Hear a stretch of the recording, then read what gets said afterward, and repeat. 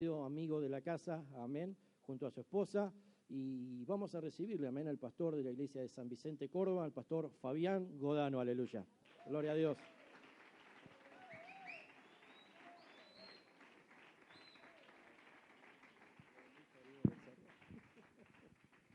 Muy bien, Dios les bendiga, gracias. Una mañana especial, ¿verdad? Sí, porque llueve, no, porque estamos aquí en la casa de Dios. Así que queremos dar gracias. Tuvimos estos días también predicando en Francisco Álvarez y en González Catán, ¿sí? Y damos gracias a Dios por la invitación de nuestro pastor, su familia, que siempre nos reciben, y también la iglesia. Primera de Reyes, capítulo 19.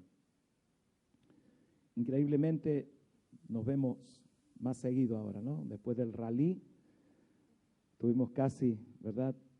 Regresándonos un día y regresando nuevamente a Buenos Aires. Muy bien, Primera de Reyes, capítulo 19. A lo largo de la vida tomamos decisiones. Y hay decisiones que van a involucrar o van a afectar a dónde iremos. Cómo nos vamos a mover en el próximo tiempo o en la próxima temporada de la vida. Decisiones que involucran no solamente lo físico, sino sobre todo lo espiritual. Y hay ocasiones en nuestras vidas cuando debemos hacer decisiones muy importantes. Decisiones que tal vez involucran un cambio para tu familia, un cambio económico, un cambio de cultura, un cambio de vida. Y qué increíble que los cristianos tenemos este desafío tan grande, ¿verdad? Yo preguntaría, ¿cuáles son tus decisiones cristianas que tal vez todavía no has hecho, pero has sentido en tu corazón un cierto llamado de Dios? Descubrir el llamado de Dios es realmente lo más increíble que nos pasa a nosotros los cristianos. Es increíble cómo Dios a veces trabaja en nuestro corazón. Y para encontrar la voluntad de Dios, porque sí es verdad, Cristo vino a nuestro corazón y le dimos nuestro corazón a Jesús y ahora somos salvos. Pero descubrir qué es lo que Dios tiene preparado para cada uno de nosotros. No importa tu edad, no importa tu condición cultural, tu educación, descubrir la voluntad de Dios. Qué increíble que es descubrir la voluntad de Dios. Conocer cuál es la voluntad de Dios. Y algunas personas a veces preguntan, pastor, ¿cuál será la voluntad de Dios para mi vida? ¿Cómo decirle, cómo explicarle a una persona? Yo encontré la voluntad de Dios, mi esposa encontró la voluntad de Dios. Pero hay gente que tiene que descubrir la voluntad de Dios. Y muchos no entienden. El Señor siempre tiene una pregunta. Y la pregunta no es a veces lo que nosotros pensamos. El cielo está preocupado y tiene una sola pregunta. ¿Quién irá? ¿Quién irá a predicarle a los perdidos? ¿Quién irá? ¿Quién irá? Es la pregunta de Dios. Pero a nosotros esa pregunta nos suena bien. Realmente entendemos que el mundo necesita a Cristo. Pero si estás siguiendo de cerca los acontecimientos mundiales, hablaba esto y compartí anoche con la iglesia, tenés que entender en qué tiempo estás viviendo. Y cuando decimos Cristo viene pronto, no lo decimos como una teoría futura. Hablamos acerca de cada acontecimiento que se está dando y conecta el acontecimiento se conecta bíblicamente. Tenés que entender, hay una urgencia en estos días. Nuestra generación está viviendo los últimos días. No podemos hablar de un año, de 10 años, pero hay una urgencia. Y mientras nosotros estamos descubriendo la voluntad de Dios, la pregunta es cómo vamos a responder. Porque algunos de nosotros tal vez venimos a la iglesia, damos gracias a Dios por las bendiciones, por los desafíos. Dios nos ha ayudado, nos está ayudando. Nosotros hemos declarado tiempo atrás que en tiempos de crisis el Señor nos bendice y en tiempos de hambre vamos a tener abundancia. Y Argentina no está pasando tal vez el mejor momento, pero hubo otros momentos también en la historia de Argentina. Y no se trata de la historia de Argentina, del presidente, se trata de la iglesia. Se trata de nosotros, se trata de la visión y realmente cómo estamos respondiendo a la voluntad de Dios. Y quiero predicarte esta mañana un sermón tomando el ejemplo de Elías y Eliseo. Seguramente has leído y has mirado ese ejemplo y hacer la voluntad de Dios, encontrar la voluntad de Dios. Yo estaba tratando con alguien que decía que no estaba avanzando o no sentía que estaba avanzando en su vida. Y yo solo le hice una pregunta. Y le dije, ¿estás haciendo la voluntad de Dios? Y todos nosotros nos excusamos y decimos, sí, estoy haciendo la voluntad de Dios, vengo a la iglesia, doy mi diezmo. No. ¿Estás haciendo la voluntad de Dios? ¿Estás haciendo la voluntad de Dios? Quiero predicarte en esta mañana acerca de la visión de servir.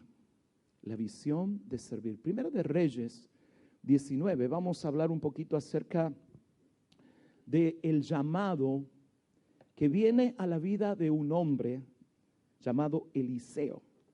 Un hombre que no pidió ser llamado, un hombre que no pidió la edad. Me indica que tengo que ponerme lentes, ¿verdad? Vamos a leer juntos. Primera de Reyes, capítulo 19, verso 19 al 21. Partiendo él de allí, halló a Eliseo, hijo de Safat, que araba con 12 yuntas de bueyes delante de y él tenía la última, y pasando Elías por delante de él, echó sobre él su manto. Entonces, dejando él los bueyes, vino corriendo en pos de Elías y dijo, te ruego que me dejes besar a mi padre y a mi madre y luego te seguiré. Y él le dijo, ve, vuelve. ¿Qué te he hecho yo?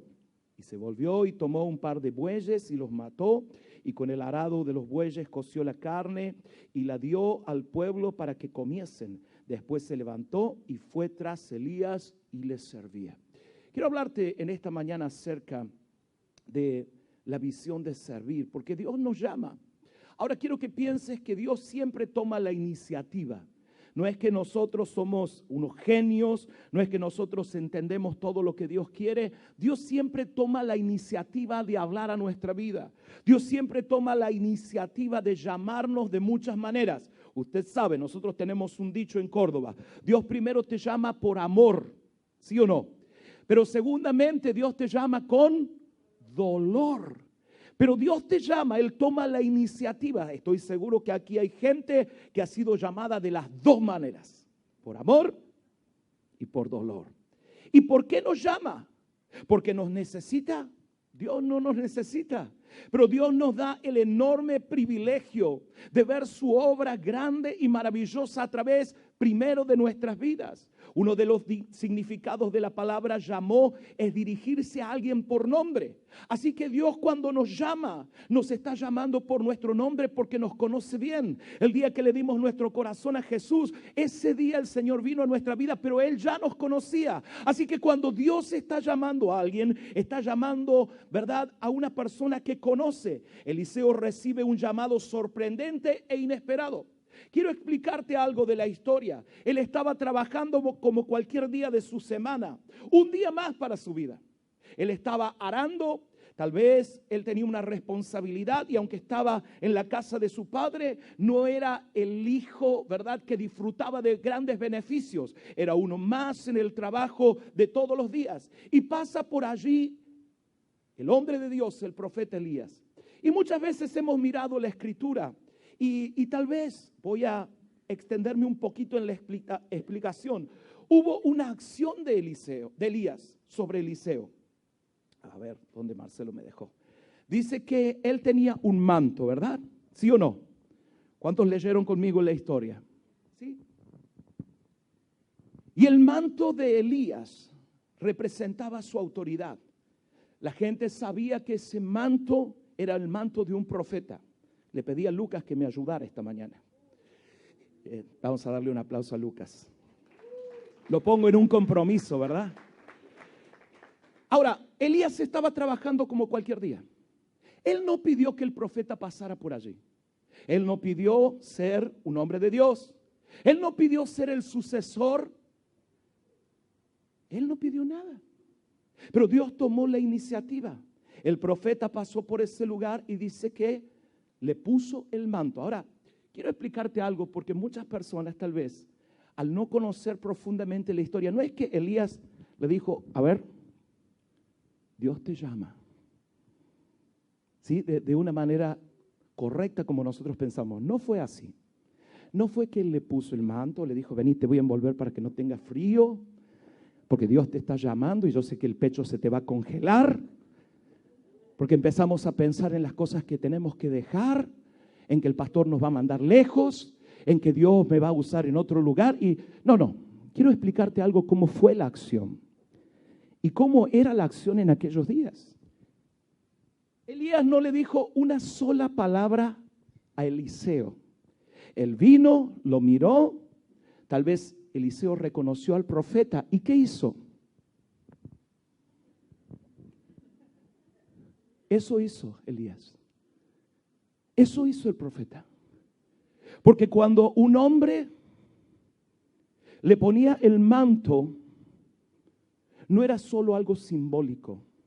En la antigüedad esto representaba la adopción de un hijo. Él estaba diciéndole, voy a adoptarte. El cielo te va a adoptar como un hijo para que sirvas al Dios vivo. Primera cosa que tenemos que entender, a veces nosotros pensamos en nosotros mismos, mi trabajo, mi casa, mi vida, mis horarios. Pero Dios toma la iniciativa porque Él ya nos ha bendecido con toda bendición. Pero ahora Él dice, hay una urgencia allá afuera. Así que la segunda cosa que sucede es que le corta la visión. Porque si tal vez Eliseo hubiera mirado su día de trabajo, su futuro, no hubiera aceptado el llamado de Dios. Así que el manto representa la autoridad, la adopción de un hijo y una visión diferente. Le damos un aplauso a Lucas. Gracias, Lucas. Así que quiero que entiendas algo. No sé cómo mirabas esto, pero el llamado cambió la historia y el destino de este hombre. ¿Por qué? Porque Dios sabe exactamente lo que nosotros diríamos. En la historia bíblica sabemos que muchos hombres de Dios y mujeres de Dios pusieron su excusa diciendo, yo no soy capaz, yo no sé hablar, yo no puedo, yo soy pequeño, yo soy el más pobre de mi casa. Y entonces el manto que Elías le puso a Eliseo representaba un llamado de Dios. Y él le da una visión distinta, cubre su visión natural. ¿Para qué? Para enfocarlo ahora en la visión del reino de Dios. Y eso es lo que Dios muchas veces quiere hacer con nosotros. Eso es lo que Dios exactamente quiere hacer con los matrimonios y con las familias de la iglesia. Quiere darnos una visión de reino. Porque si nosotros todavía miramos nuestra propia vida, de seguro que le diríamos a Dios, mañana. Dios, dame tiempo. Así me dijo un discípulo, pastor, deme tiempo a que pague mi casa, a que pague mi auto y después me pongo en las manos de Dios. Y yo le diría como le dijo, ¿verdad? El profeta, ¿qué te he hecho yo? ¿Qué te he hecho yo, verdad? Y entonces dice la palabra de Dios que Dios lo llamó a este hombre. Este hombre no pidió servir, este hombre no tomó ninguna iniciativa, pero entendió lo que estaba sucediendo en ese momento. Y a veces nosotros nos congregamos, venimos a la iglesia por tiempo, pero cuando Dios nos llama, no entendemos lo que Dios quiere. Y esta mañana seguramente Eliseo y Elías cumplen una función y nos darán una revelación. Eliseo, dice la palabra de Dios, que automáticamente entendió que Dios le estaba llamando y tomó algunas decisiones. Y las decisiones que él tomó seguramente Dios quiere que nosotros también la tomemos. ¿Qué haremos con lo que recibimos? ¿Qué vamos a hacer con la urgencia que hay de servir a Dios? ¿Qué es lo que vamos a hacer en el llamado, descubrir nuestro llamado? ¿Qué le vamos a decir a Dios? Dice que automáticamente Eliseo fue y saludó a sus padres. ¿Por qué? Porque él entendía que tal vez no iba a volver a tener la misma relación con su familia. No es que iba a perder la relación con sus padres, pero él sabía que ahora Dios le estaba encomendando una tarea.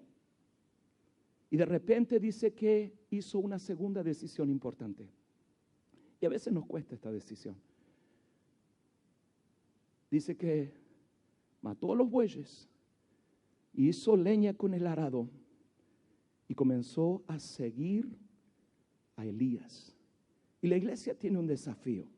¿Cuántos de nosotros tal vez Dios nos ha hablado para hacer una decisión, pero estamos ahí y no depende del pastor? Depende de nosotros la decisión. Yo sé que hay gente que Dios llama. ¿Y cuántos de nosotros pensamos realmente que Dios nos escogió? Que Dios ha escogido mi vida, mi matrimonio, tu vida, tu matrimonio para cumplir el plan de Dios. Tal vez tú dices, pero yo no pedí nada. ¿Por qué tengo que involucrarme? ¿Por qué tengo que servir? ¿Por qué tengo que hacer decisiones futuras que todavía considero que no estoy preparado para hacerlas? ¿Cómo responder? Hay un proceso. Dice que él, ¿verdad?, dejó atrás su vida.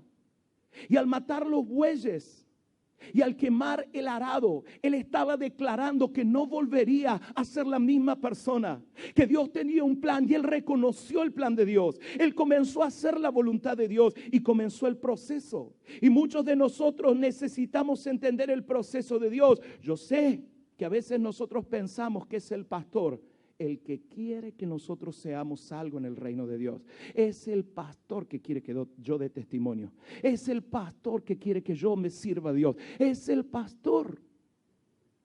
¿Sí o no? Todos pensamos lo mismo alguna vez. Pero hay un proceso de Dios esta mañana.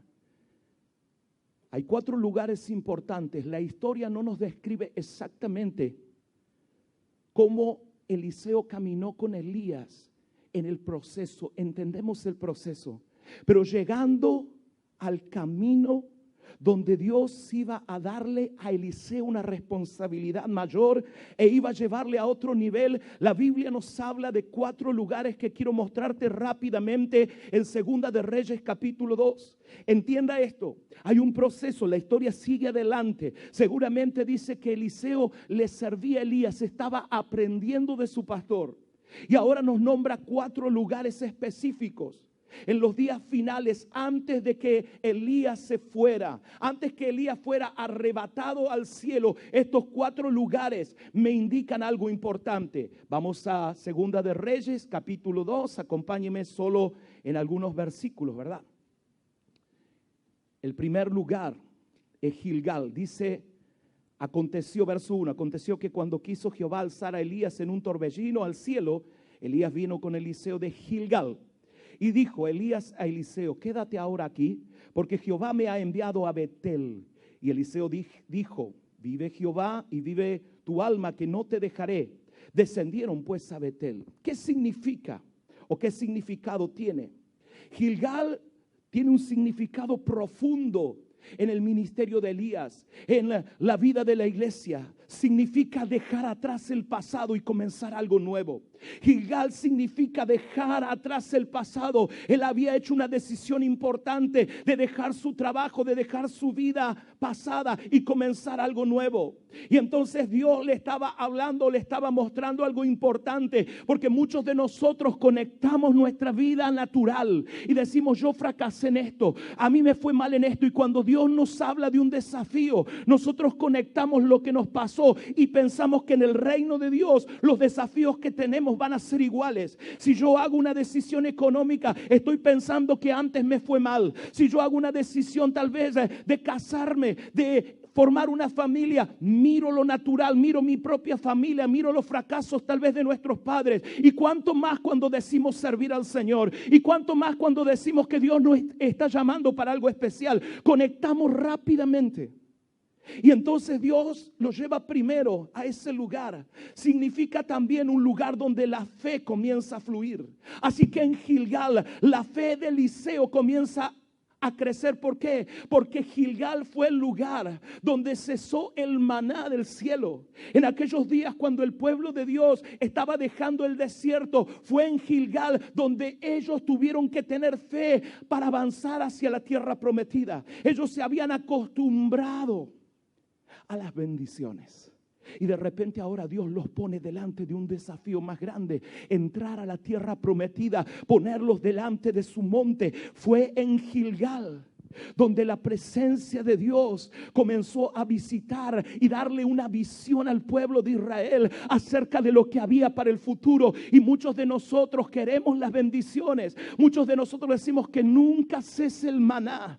Muchos de nosotros oramos: oh Dios, bendice mi vida. Esa es una parte vital del cristianismo, pero la otra parte es el desafío de algo nuevo. La otra parte es hacer la voluntad de Dios. La otra parte es tomar decisiones de fe. Y es aquí donde tal vez tú conectas tu vida natural y comienzas a pensar en tus propias experiencias. Verso 2. Dice que Gilgal, ¿verdad? Pero dice que descendieron a Betel. Ahí al final del versículo. Ahora vamos al verso 4. Y Eliseo Elías le volvió a decir a Eliseo, quédate aquí ahora, porque Jehová me ha enviado a Jericó. ¿Qué significa Jericó? Jericó significa un lugar de guerra.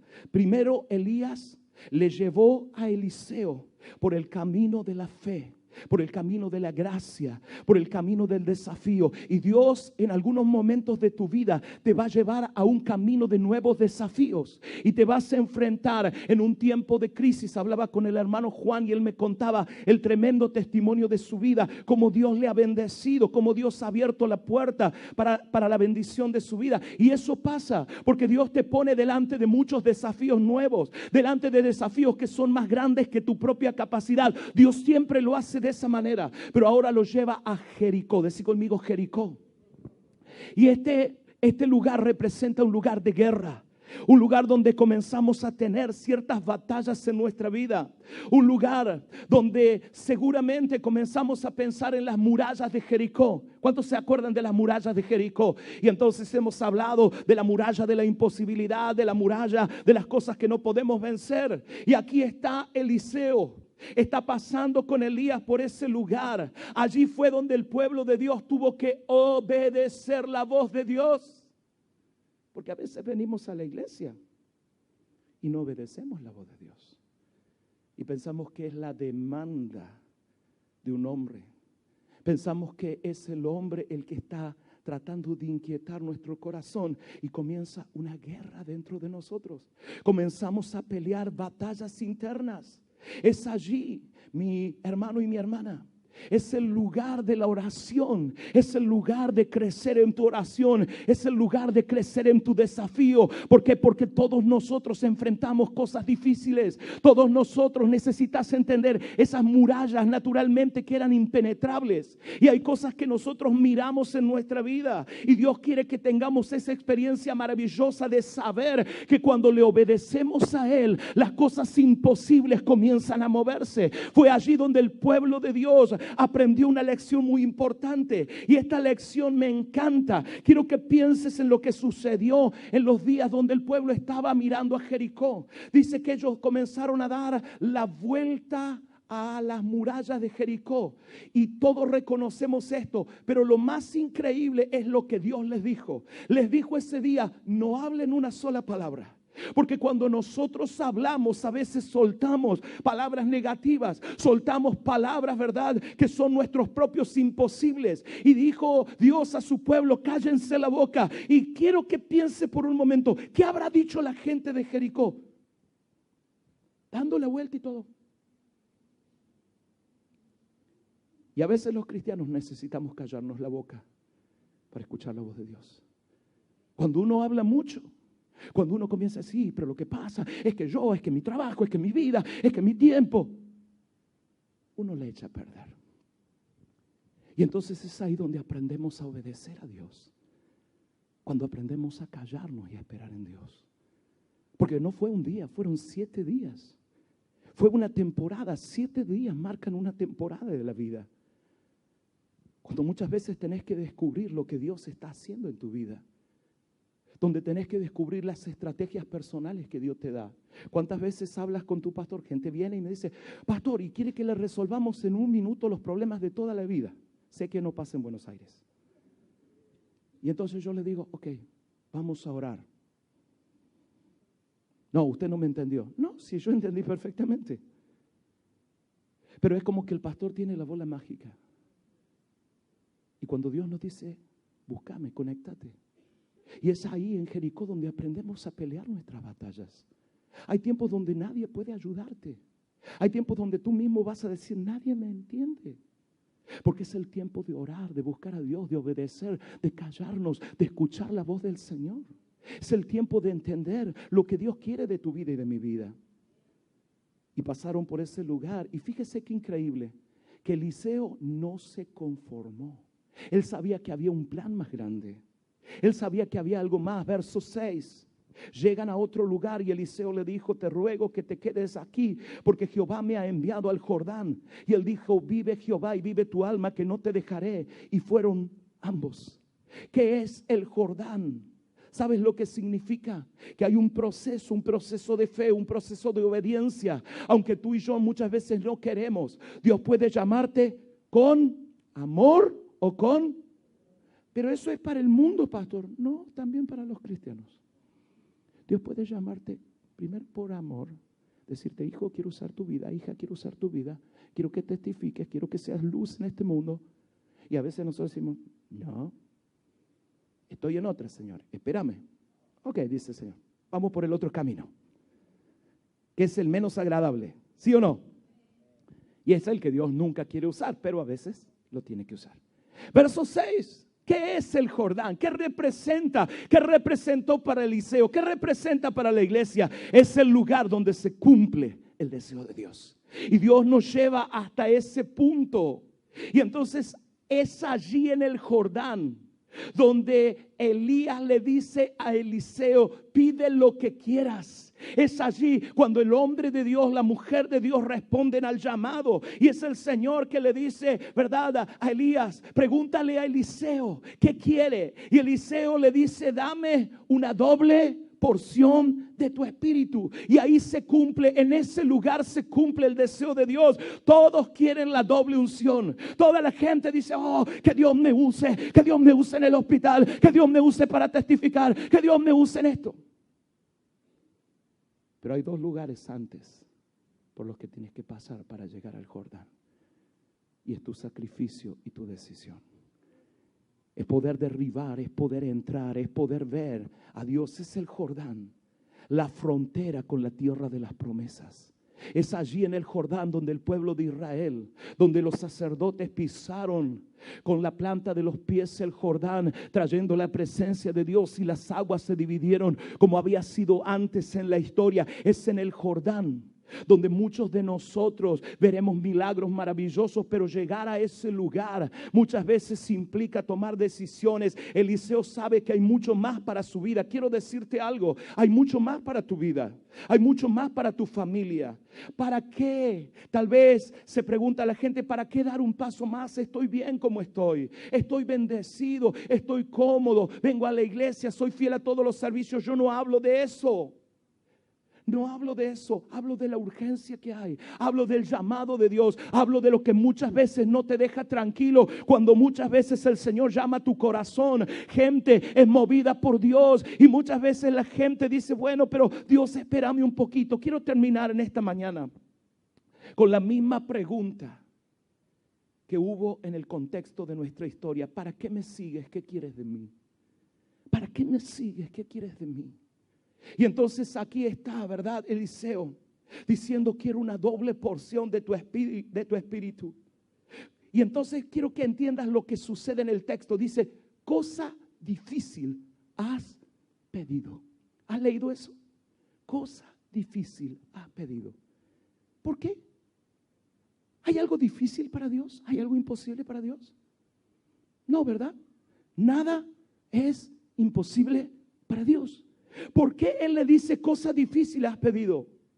Piense, para un hombre de oración como Elías, un hombre, dice el apóstol Santiago, sujeto a pasiones como las nuestras, pero cuando oró, el cielo se detuvo, la lluvia se detuvo, y cuando volvió a orar, el cielo nuevamente dio lluvia. Un hombre que oró delante de los profetas de Baal cuando ellos estuvieron todo el día haciendo sus cosas, y de repente él dijo: Dios responde, y Dios le respondió. ¿Había algo difícil para la oración de Elías? ¿Por qué le dijo eso? Escuche, por favor. Él le dijo: cosa difícil has pedido, si me vieras cuando seré levantado. Sí, di conmigo: si me vieras. ¿Qué significa eso? ¿Qué significa eso? Yo he preguntado: Dios, ¿por qué esa pregunta, cosa difícil has pedido, si me vieras? Y he pensado, ¿sabe que muchas veces nosotros nos distraemos, a veces porque la vida nos golpea, a veces porque somos distraídos, pero muchas veces porque nos hacemos los distraídos. Dice, si me vieras, si estuvieras atento a mi llamado, si estuvieras atento a mi visión, si me vieras. Y es más cómodo a veces no mirar el llamado de Dios. Hay mucha gente que dice, ole, ¿sí o no? No, yo sé que no pasa acá, pero si me vieres, si estuvieras atento, estamos más atentos a lo económico, sí, la crisis, estamos más atentos a la familia, sí, que los niños, estamos más atentos a lo que tenemos. Es que yo tengo mi casa, que yo tengo mi forma de vida, que yo tengo mi trabajo. Así pensamos todos cuando Dios nos llama. A veces yo no hablo de que Dios nos llama al ministerio, pero puede ser que en esta mañana muchos han sido llamados al ministerio y están pensando, están viendo otros ejemplos, están viendo a otros pastores dejar su casa, dejar su trabajo, irse a otro lugar. Y entonces en nuestro corazón comienza una batalla, y es la batalla de no estar atentos, de hacernos los distraídos, de pensar, no, si yo dejo esto, dejo mi seguridad, dejo lo que es mi vida. Yo he trabajado por esto durante tanto tiempo, y el diablo, cuando tomamos decisiones incorrectas, rápidamente nos hace distraídos. Quiero que entiendas algo. El diablo, la única manera de hacerle temblar es cuando tomamos una decisión firme. Tal vez en este tiempo Dios está equipando a la iglesia para un desafío más grande. Sé que están.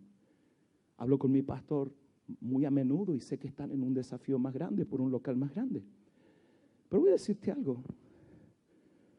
Un local más grande es mucha más responsabilidad. Un local más grande no significa que vamos a tener más gente. Significa que Dios está diciendo, hey, estén atentos, porque yo estoy llamando su vida, porque quiero salvar a otra gente, porque aquí ya tengo gente preparada en la ciudad. Esa es la bondad de Dios. Esa es la bondad de Dios. Que la obra de Dios siga creciendo. Tal vez tu familia por la cual has orado durante tanto tiempo, y Dios la trae. Porque Dios se mueve cuando nosotros comenzamos a movernos también. Y hay una promesa seguramente de parte de Dios. Y entonces Eliseo comenzó a estar conectado. Él estaba atento, él estaba mirando hacia arriba. Él estaba mirando al profeta. Elías se iba a ir, pero Eliseo se preparó para recibir todo lo que Dios tenía preparado. Ahora quiero que entiendas algo. El pasar por estos 4 lugares es un trato poderoso de Dios. Betel, que no te nombré. Betel significa casa de Dios. Quiero que entiendas algo. Dios nos va a mover. Casa de Dios, puerta de ¿qué? Del cielo. ¿Y por qué dejé para el final? ¿Sabes por qué? Porque nosotros a veces no entendemos lo que es casa de Dios. Casa de Dios significa salvación. Casa de Dios significa restauración. Casa de Dios significa una puerta que la gente no podrá encontrar por sí misma. Casa de Dios representa el lugar donde Dios va a visitar los corazones. Y nosotros a veces nos conformamos con poco, pero Dios no. Dios en su corazón le está diciendo a Eliseo, está atento, porque yo quiero hacer algo más grande en tu vida. Tal vez Dios te está hablando en esta mañana. Has luchado, has aprendido a mirar algunas cosas, eres fiel, vienes a todos los cultos. Pero ¿qué es exactamente lo que nosotros reconocemos de la Escritura? Que Elías le dio una visión a Eliseo de servir. Y la visión no es simplemente, bueno, voy a servir a Dios como yo quiero. Voy a servir a Dios porque Dios va a poner su manto esta mañana sobre nuestras vidas. Él quiere sacarnos la visión natural y darnos una visión espiritual. Quiero decirte algo, ¿cómo termina esta historia? Dice que Elías es arrebatado nuevamente. ¿Sí? Es arrebatado al cielo. Pero Eliseo está atento y se cae el manto. Y Eliseo toma el manto. Y ahora él es el hombre de Dios que tiene que enfrentar desafíos. Quiero explicarte algo si Dios te ha llamado. En la Biblia se registran 7 milagros poderosos que Elías hizo. Exactamente 7 milagros. Pero cuando Eliseo tomó el manto, la herencia que recibió, la capacidad que recibió, la gracia que recibió fue más grande.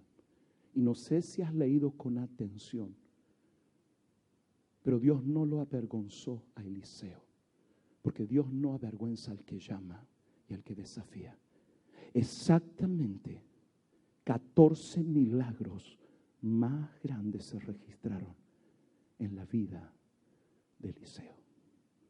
Yo sé que muchos de nuestros temores al servir a Dios comienzan con nuestro carácter, con nuestra personalidad, con nuestra estima, con nuestra familia, con nuestro trabajo, con lo que tengo que dejar y lo que tengo que hacer. Pero si miras la Escritura, Él le dio una visión de servir, una visión más grande. Entonces muchos de nosotros tenemos miedo y temor natural. Pero cuando entendemos el plan de Dios, la voluntad de Dios, el pastor Gagiola hace muchos años atrás me dijo algo interesante. Cuando Dios te mueve hacia adelante, Él nunca te mueve para avergonzarte. Él te mueve para bendecirte y bendecirte en grande. Si Dios nos está moviendo, si Dios puede encontrar un Eliseo esta mañana, si el manto de Dios puede caer sobre tu vida, tú no vas a perder nada. No pienses en esta mañana que vas a perder tu trabajo, tu casa, tu familia, tus afectos. No vas a perder nada. Si Dios pone un desafío delante de tu vida, tal vez adquirir un bien, tal vez servirle a Él, lo que Dios hace es darte la capacidad para ver el milagro que seguramente otros también van a mirar, porque si miramos la Escritura, reconocemos que Dios usó a Eliseo doblemente. ¿Cuántos en esta mañana tal vez le están haciendo ole a Dios? Y hoy Dios quiere ponerte el manto. ¿Cuántos en esta mañana han pensado, no voy a dejar nada, me quedo fiel al lado de mi pastor? Que si Dios quiere llevarte a otro lado, que si Dios te desafía para hacer algo más grande, que si Dios te desafía a cambiar de trabajo, que si Dios te desafía a moverte, que si Dios desafía tu corazón, que si Dios desafía tu vida, que si Dios te dice yo quiero, yo te llamé, yo tomé la iniciativa. ¿Qué le vas a decir? ¿Qué le vamos a decir en esta mañana? ¿Cómo vamos a responder? ¿Qué le vamos a decir a Dios? Dios, es que yo estaba ocupado en mi trabajo y Dios dice, hay millones de gente en Buenos Aires que necesita. ¿Y a ti te preocupó más el trabajo? Dios, es que yo tengo mi casa. Y Dios dice, yo tenía una casa 10 veces mejor para darte, porque allí donde yo te envío con bendición. Cada vez que Dios nos envía con bendición. Te cuento la última historia. Estuve en la iglesia de Francisco Álvarez. 5 meses, 50 personas. Le dije al pastor, esto es algo sobrenatural. Es algo que yo no pude ver cuando abrí la iglesia. Pero déjame decirte algo, es lo que Dios quiere hacer en estos días. Él te va a mover. Y él me estaba diciendo, hay un local en la esquina. Y tal vez en el futuro, le digo, sí, en el futuro cercano. Porque Dios está acelerando los pasos. Porque hay una urgencia en esta mañana. ¿Cuántos sienten esa urgencia? Si Dios te llama, Eliseo, y te pone su manto, ¿cómo vas a responder? Quiero cada ojo cerrado, cada rostro inclinado. Gracias por tu atención.